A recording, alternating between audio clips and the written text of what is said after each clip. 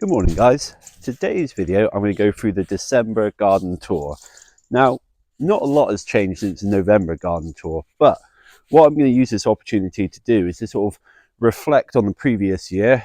I've got lots of sort of videos and photos of what I was going in the previous year, and hopefully it'll inspire some of you in what you can maybe look forward to next year, and give you guys some ideas of sort of succession planting, which is something I'm quite passionate about doing.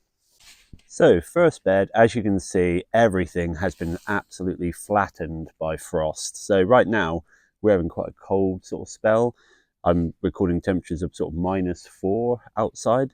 So pretty cold. Yeah, it's not necessarily going to kill any of these plants. A lot of these plants are quite hardy and will survive. But yeah, as you can see, it's a little bit flat this morning. Now, this bed here has grown absolute loads of things. And I'll try and put a list up on the screen. We've had broad beans, we've had radishes, lettuce, cauliflower, beetroot. They were the sort of first plantings, and then after that we've had potatoes, parsnips, chard, lettuce. Again, we obviously had the peas growing up the support, and we've had the sort of giant nasturtium here. Oh, and we even had some Chinese cabbage as well. So absolutely loads in a really small space, and everything, good harvests. But quite a few, learnings we got from this bed, I think. And the main thing is sort of like early sowings of beetroots, and how they can get really damaged by birds and leaf miner to the point where the plants can't recover. So just, something I definitely learned from this one. But the plan for next year in this bed is probably going to be a mixture of onions, a lot of spring plantings, and then I'm wondering if I will try and do two of my squash plants in this bed, and give them lots of space, but kind of just let them sprawl out everywhere. So this bed here, again, looking very flat. Frost is really, quite hard at the minute. Got the Brussels sprout plant doing quite well. Haven't made any harvests yet. Sort of some of these lower ones have been eaten by slugs, but when you get Brussels sprout plants, you can peel off the outer leaves and you get to a nice, good looking Brussels sprout.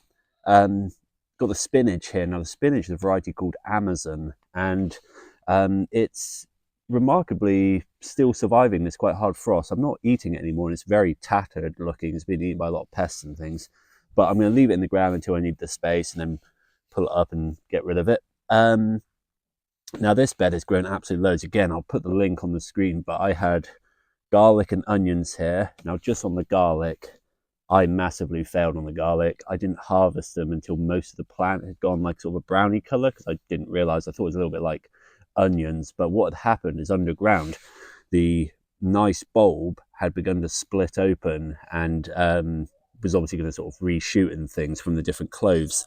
So I didn't get any garlic harvest worth talking about. So next year, gotta make sure I harvest my garlic when it's ready, which is basically when I think the top 2 leaves or the bottom 2 leaves start to go brown. You then know it's ready.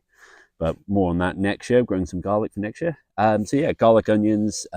We've had things like carrots here. We've had all the leeks. The big issue was allium leaf miner. It's just some sort of maggot that eats the inside of the leek, and causes some damage. So a way to avoid that, unfortunately, is probably having to net the leeks. But what I'm going to try and do is I'm maybe going to try and grow the leeks in a different spot, or I might not grow leeks next year and just try and see if the pest maybe reduces, diminishes, sort of thing. Now, one big success I had here was I planted some coriander down here in front of me, and it went to flower, as coriander does, but it produced these beautiful white sort of umbel flowers, and it attracted loads of what I'm hoping were beneficial insects. And I think this Brussels sprout plant goes to show that, because I didn't net this, I didn't do anything like this, and compared to my cabbages and kale over there, didn't see anywhere near as much caterpillar damage, and I didn't even need to net this. It survived, and I think it might have been the proximity of the coriander letting off a scent that masked the Brussels sprout plant.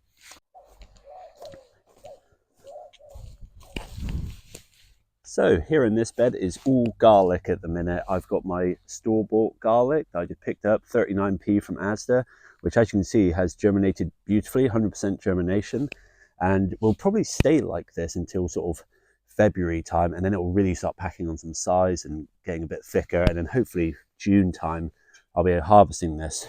Now, The actual sort of seed garlic that I bought, Solent White was the sort of variety I bought, and 2 cloves of elephant garlic. I'm not seeing anything. Nothing seems to have come up. And right now, the soil is really hard, down to about like an inch, maybe. It's frozen solid, really. So I'm wondering, whether something's gone wrong. I'm still sort of fingers crossed. Some of this stuff is quite slow to germinate, so I'm not too worried. Now, looking back this year, this was a new bed that when we got the garden sort of redesigned and done up, and I've made a video on that as well if you want to check it out.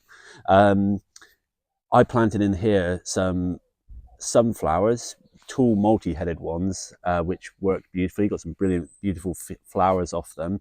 And I also planted some squashes. So I think I'll try and put it up on the screen when I can remember. I had 2 sunburst patty pan plants, which did really well. Got some absolute brilliant harvests. And I also had 2 butternut squash plants and 2 baby bear pumpkins, which is like a small eating variety. Now, I was quite late planting the squashes. I don't think we had as hot a summer as we did previous year. So, I didn't really get massive harvests, especially the butternut squash. I really didn't do very well at all. But I think with something like butternut squash, it's a bit different to other squashes in that it needs a lot more warmth. So maybe not suitable unless, like the previous year, we get a really hot summer, in which case it seemed to grow fine. But yeah, in this bed, I'm going to sort of do the garlic. I might plant some radishes in between, get like a sort of spring crop and sort of save the space. But then what I think I'm going to do with this bed, once the garlic's harvested, I'm going to plant sweet corn. I'm hoping there'll be some nice sort of like vertical and it'll look quite aesthetic. It might, hopefully it'll look good as well. And I might even try the 3 sister method of growing beans up the sweet corn. And more on that in another video. Right, so the hoop house bed where I've got my sort of brassicas and things like that. And the reason I built this and put the bird netting on was to prevent birds from eating brassicas, because pigeons and that will quite happily sit on top of a brassica and just eat it and snap the stalk, and they can be a right pest.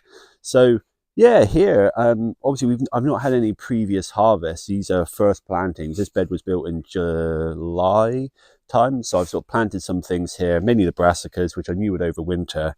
I've got 2 varieties of cabbage going on. One is Wheeler's Imperial, and the other is Winter Special.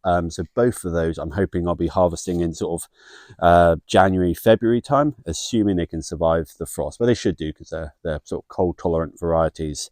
I've got some lovely sort of dwarf curly kale here as well. Again, it's all frozen solid. Some chard, and the sort of red cabbage, and some mizuna. And everything's going okay in here, but this bed, the big learning from this bed for next year is that I need to replace this bird netting with insect mesh. Caterpillars were a real problem, to the point where I'm pretty sure when I do come to harvest these cabbages, the harvest will be quite diminished, quite small, and it will just be because of the sheer amount of caterpillar damage that we saw in the summer. And there wasn't much I could do about it. It was chaos at the time. Now, just quickly, those of you that are interested, I thought I'd let you know that my plum tree is still here. All the leaves are now gone, but I'm hoping it's quite well established. And in spring, we get some beautiful flowers and some new shoots.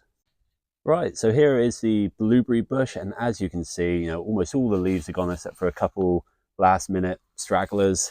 All I have done with this, by the way, if you've got a blueberry bush, is a really good time now that all the leaves are gone to apply some mulch.